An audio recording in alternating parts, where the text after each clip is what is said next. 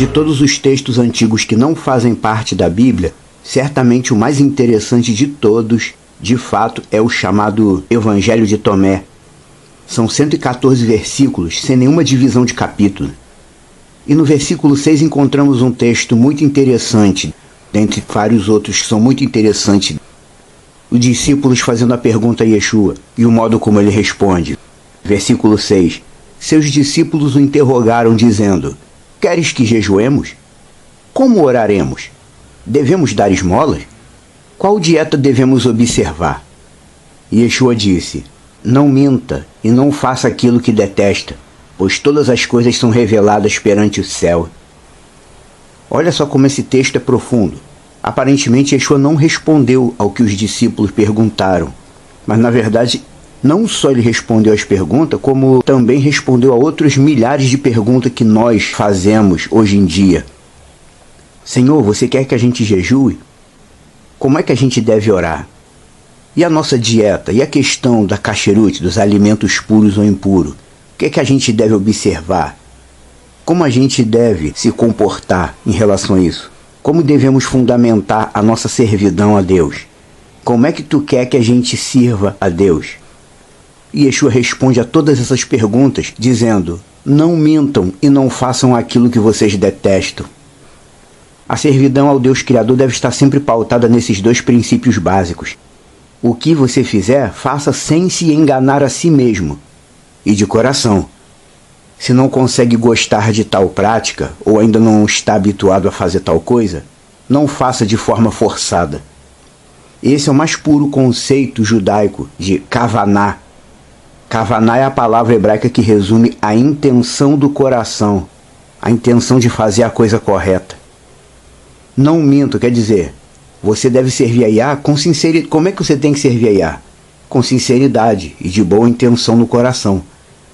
Não tente ser aquele herói espiritual que não erra nunca. Você não é assim, como eu também não sou. Não façam o que detestam, ou seja, você não deve fazer nada de má vontade, você não deve fazer as coisas para Deus obrigado, forçado. Como devemos jejuar? Só faça jejum se você consegue fazer. Se você entende o verdadeiro propósito para o qual o jejum é válido. Porque o crente pentecostal usa o jejum de forma errada. Tem gente que não é capaz de jejuar, ou de orar por um enfermo, ou de ajudar um necessitado. Em vez de você se esforçar para fazer algo que não consegue fazer, procure trabalhar seu jeito de pensar. Use o texto sagrado como um espelho para isso. Mas antes, procure entender como Yeshua respondeu essas questões aqui nesse texto do Evangelho de Tomé. Esse texto é muito rico em conhecimento. Como eu devo dar esmolas? Se você pretende ajudar os pobres, como é que você deve ajudar? De que forma você deve ajudar? E Yeshua responde dizendo: Não minta nem faça o que você detesta. Eu gosto muito desse texto do Evangelho de Tomé, ele é muito profundo. Quer dizer, você quer fazer caridade? Quer ajudar quem tem menos do que você? Qual é a maneira correta de fazer isso? A maneira correta de fazer isso é por amor, é de coração, sem ser forçadamente. Vá com o coração leve, não vá como se estivesse sendo obrigado a ir. Porque tudo que a gente é obrigado a fazer, a gente não faz de coração. Tem certas coisas no reino de Deus que não são necessariamente obrigações, mas são coisas que a pessoa só deve fazer se o coração comporta tal prática.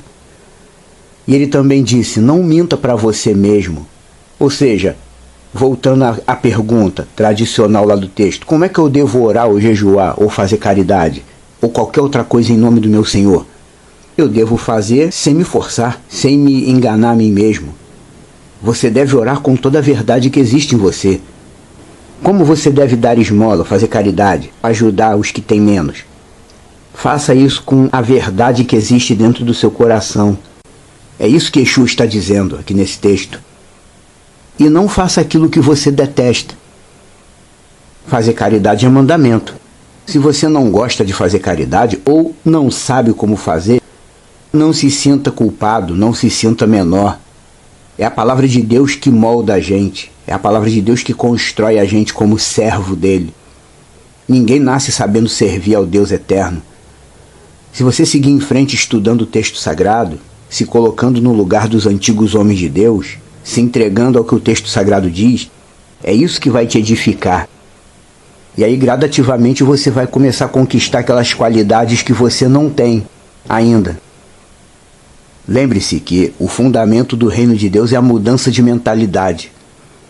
Se você gosta de andar com Deus, gosta de pertencer a Yeshua, gosta de fazer a obra dele, você deve fazer com a intenção que agrada a Deus.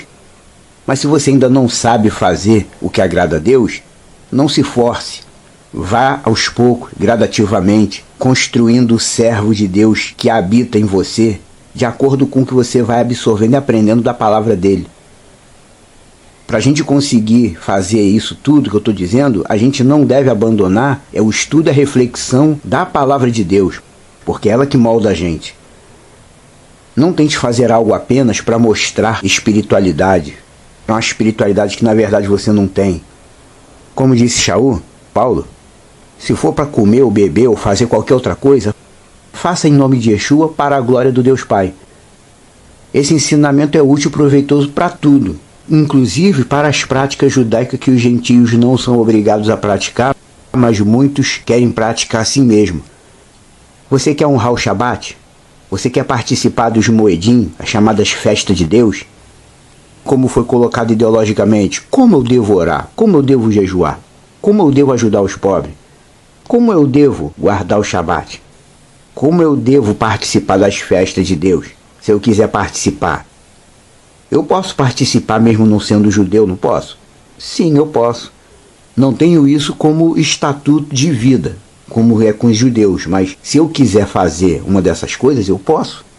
O problema não está em fazer essas coisas que são estatuto de vida para judeu.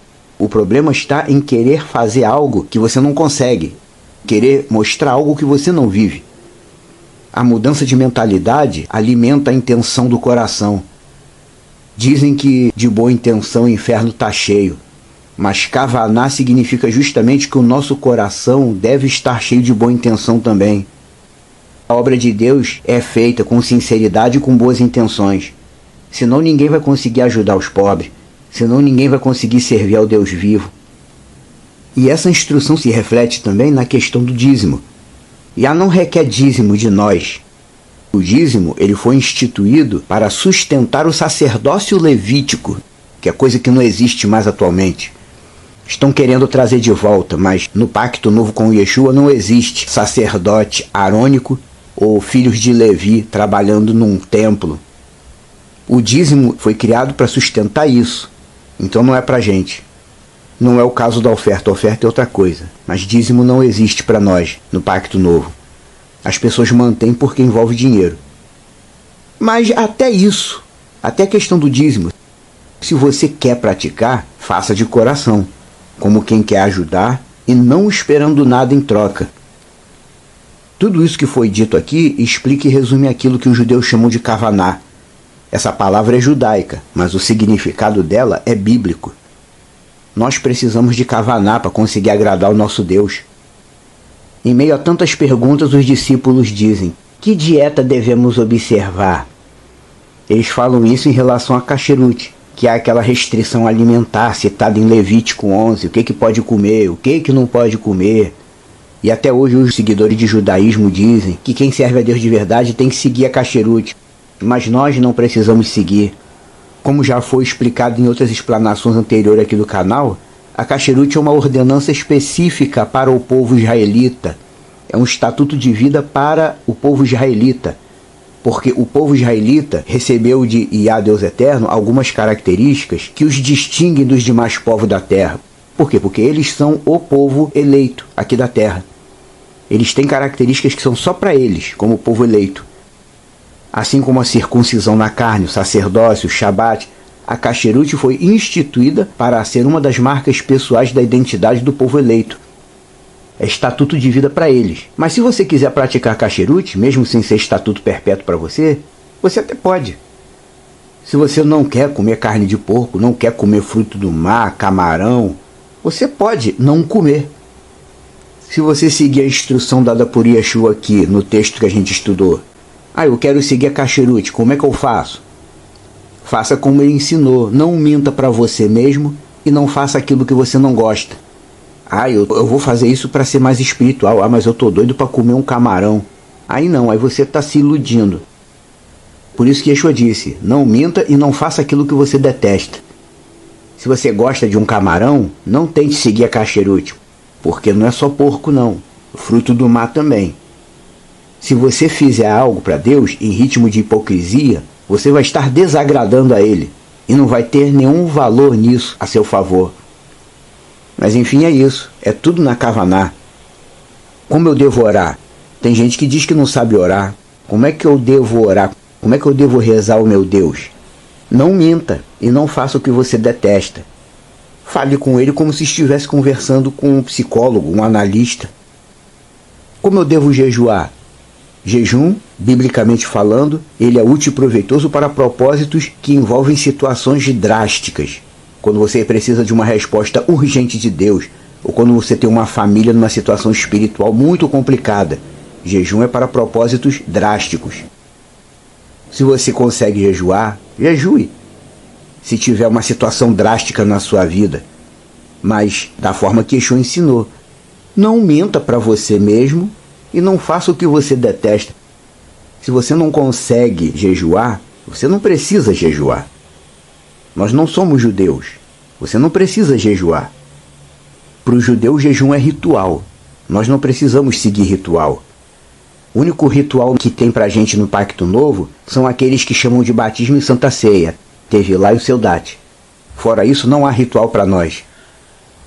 É assim que se serve a Deus. Não minta e não faça aquilo que você detesta. Kavaná é isso.